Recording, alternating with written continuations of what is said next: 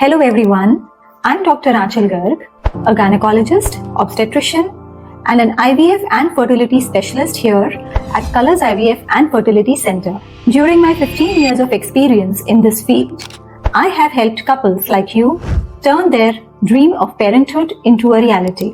Today in this video, I'll share the challenges that you face when you're not able to conceive.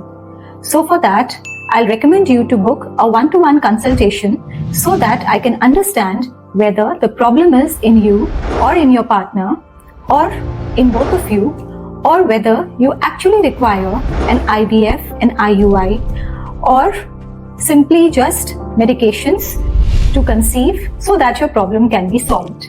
There are several questions or frequently asked questions which people ask when they are facing issues regarding their fertility and are not able to conceive.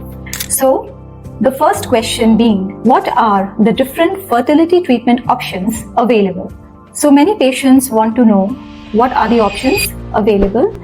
So when a patient comes, we make a diagnosis first and we see where is the problem and what is the obstacle that needs to be corrected so that the patient can conceive. So the basic tests are done. That is a basic evaluation, certain hormonal tests are done, and a transvaginal scan of the lady is done, a basic semen analysis test of the husband is done, and then we reach a conclusion regarding any advanced tests and the basic treatment that would be required. So the treatment can begin from simple treatments like just medications may help some patients achieve fertility. So these are the ovulation induction medications and some medications that can be given for the male partner to improve the sperm count if the count is on the lower side. So friends, with the next question being that what is the success rate of the treatment? So in case of intrauterine insemination, the success rate is 10 to 15%. At the most, it can be 20%. But with in vitro fertilization and ICSI, the success rate is very good. It is better than IUI. So in that case, it can be from 50 to 70%. And here, the chances of conceiving with IVF and ICSI are much better. Because here, there are many things that we are monitoring in the lab. The quality of the eggs, the quality of the sperm, and then the growth of the embryos is also being monitored in the lab. And the best embryos are then transferred, the advanced stage embryos are then transferred into the uterus of the lady. It does help in conceiving in a majority of the cases. So the success rate of IVF is 50 to 70%. So the next question being, what are the potential risks and side effects associated with the treatment? So as such, there are no potential risks, major risks or side effects which are associated with fertility treatments, because if we are careful and very vigilant during our follicular monitoring, then we can completely avoid these side effects. So the first side effect or risk that would be with ovarian hyperstimulation syndrome. This can develop when many follicles are forming in the ovary. And then ovarian hyperstimulation syndrome or OHSS can develop. So in this syndrome, there can be hypercoagulability of the blood, there can be fluid accumulation in the lungs and the body. But with proper vigilant follicular monitoring, we can completely avoid this. The other side effect being multiple pregnancy in the lady. So multiple pregnancy also has its obstetrical pregnancy complications and complications in the baby. So we must avoid both these side effects. And during ovulation induction and during intrauterine insemination, our aim is the development of 1 or 2 follicles. If more than 3 follicles are forming, then we cancel the cycle so as to avoid ovarian hyperstimulation syndrome. In case of in vitro fertilization, again, as I mentioned earlier, this procedure is painless and there is no cut or incision on the abdomen. Even the short general anesthesia which is given is hardly given for 10 to 15 minutes because this procedure does not take much time. And then the very same day we discharge the patient. The patient during this whole stimulation cycle and the procedure, the patient is kept under close supervision and close monitoring. All the precautions are taken, and as such, there are no major risks which are associated with it. Even during the embryo transfer, we transfer either a single embryo or at the most 2 embryos. We never transfer more than 2 embryos because we want to completely avoid triplet and higher order multiple pregnancies. Also, at the time of diagnosis, we always look into the various previous treatments that the patients have undergone, other medications that the patients are taking, what other consultations and what other medical disorders if they may be having. All that is looked into very well, and thus we can completely avoid these potential risks and side effects. So what are the costs associated with the treatment?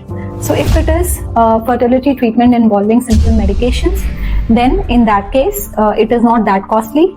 In case of intrauterine insemination, the cost may be around 15 to 25,000, and which includes the injections as well and the procedure.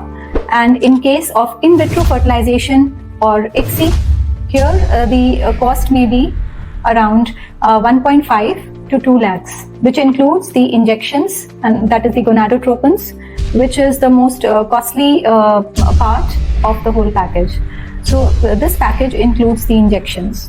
So you must consult the fertility specialist to know what is the exact package in your case, because IVF and ICSI also, the cost depends upon your egg reserve, and because according to the egg reserve, the gonadotropin injections are given. So, and the cost depends upon the dosage of the gonadotropin injections. So to calculate the whole package, it all depends on your egg reserve. The next question being what medications you need to take and how to administer them. So the medications can be simple tablets, that is like an ovulation induction.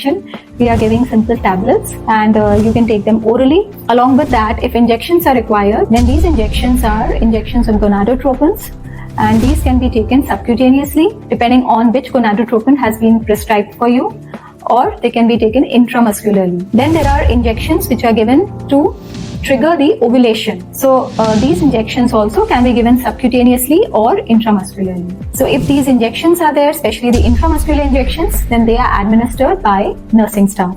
So some patients are definitely anxious and they want to know whether we offer counseling or support services for patients undergoing fertility treatment. So yes, definitely this is an integral part of our services for fertility treatments, because we know and we understand that stress is a very, very important part of this treatment, and also it is a very important causative factor of infertility as well. So we need to avoid stress at any cost, and whenever the patients have any doubt or anxiety related to the details of the procedure or the injections, or if there is any confusion regarding their treatment, then they are free to approach us at any time. They are free to call our counselors, and we do reach out to them and help them, because we want their this journey to be stress-free, so that we can together achieve a good result. So a good result, a positive outcome is dependent on a stress-free environment, and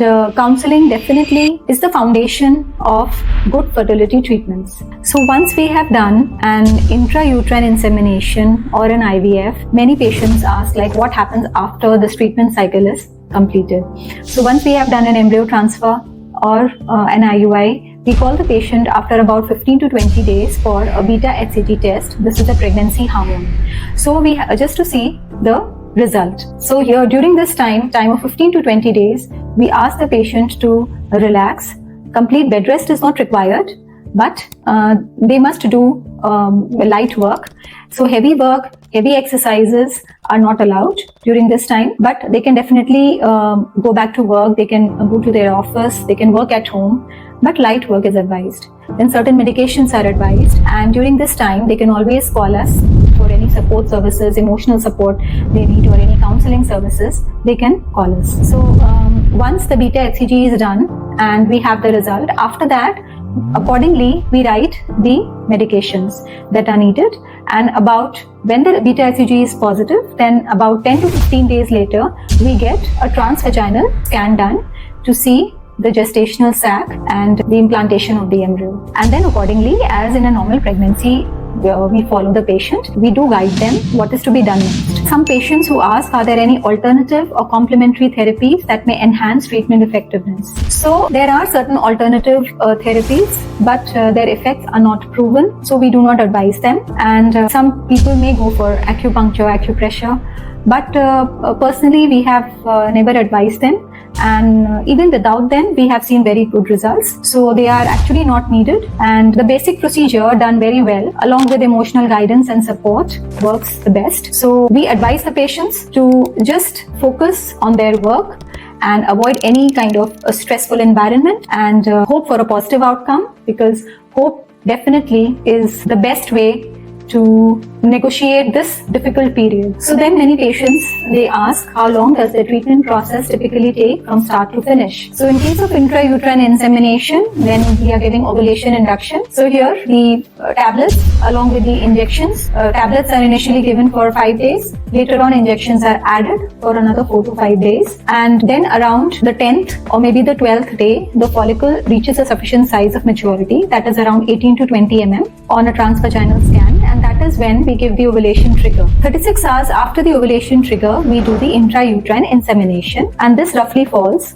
on the 13th to 15th day of a cycle. In case of in vitro fertilization, the lady has to inform us on the first day of her cycle. On the second day of the cycle, we call her to the center.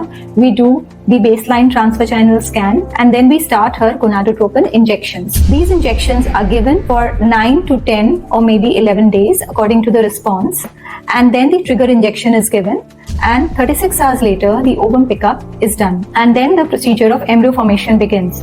So in a fresh embryo transfer, we may transfer 3 to 5 days later, and in case of a frozen embryo transfer, on the egg retrieval day itself, her procedure is completed. Then she would not need to come, and we would be freezing all her embryos and transferring them in the next cycle, or maybe one cycle later. So in case of a fresh embryo transfer, her total duration would be around 15 to 16 days. And in case of frozen embryo transfer, her process will be completed on the day of egg retrieval, roughly the 12th or maybe the 14th day of her cycle. And then later on, when the frozen embryo transfer is being planned, then she is called on the second day of her period and her tablets are started. And once the lining is ready, then roughly around the 17th to 20th day of her cycle, the embryo transfer is done. And after the embryo transfer, 15 days later, the beta HCG, that is a pregnancy hormone, is then tested to see the result. Some patients ask, can we outline a timeline for each step of the treatment? Because sometimes they are coming from outstation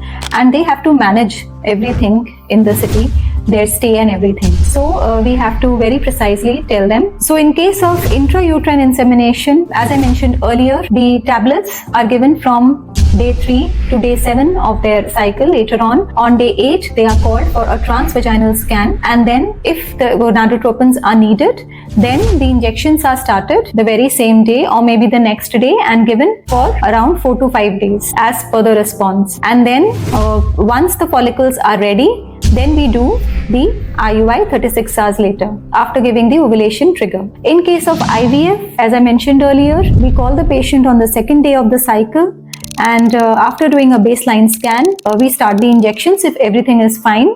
And these injections are given for 9 to 11 days, and then the ovulation trigger is given. 36 hours later, their egg pickup is done, and then the embryo formation begins. The very same day, we decide whether the patient will be going for a fresh embryo transfer or a frozen embryo transfer. In case they are going for a fresh embryo transfer, we call them after 3 to 5 days of the egg retrieval process. In case of frozen embryo transfer, we call them on the second day of their next cycle. So this is the basic outline of the timeline for each step of IUI and IVF. All these procedures are daycare procedures. The patient need not stay in the hospital at night. So all the patients are discharged by afternoon because these procedures are done in the morning. So this is the basic timeline for the procedures. So friends, don't wait any longer. Book a one-to-one consultation now and take the first step towards parenthood today. Thank you.